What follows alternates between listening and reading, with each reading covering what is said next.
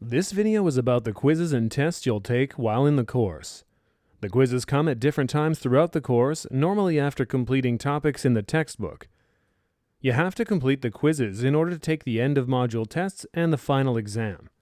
In this case, it's Module 1, Topic 1 and 2.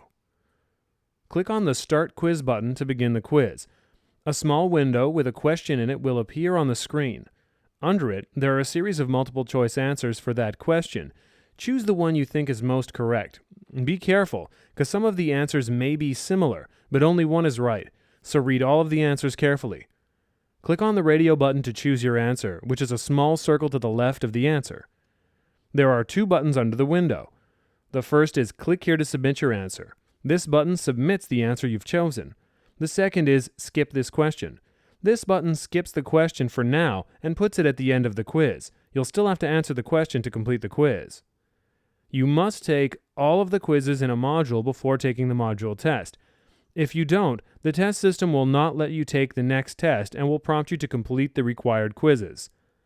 The tests will look exactly the same as the quizzes and have the same buttons, but there's a difference. Tests count towards your final score, and quizzes don't. So this means you can leave the page in the middle of a quiz and you'll be able to return to it later. However, you can't leave in the middle of a test. If you leave, the next time you log in, you'll be told that you're in the middle of a test and you must continue.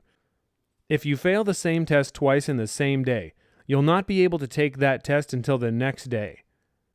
This is to give you time to read the textbook more carefully and get a better score. Once you complete all of the module tests, you'll be able to take the final exam. It'll consist of questions you've been asked throughout the course. The same rules apply to the final exam as all of the other tests. The only difference is it's much longer, so make sure you have time before you start.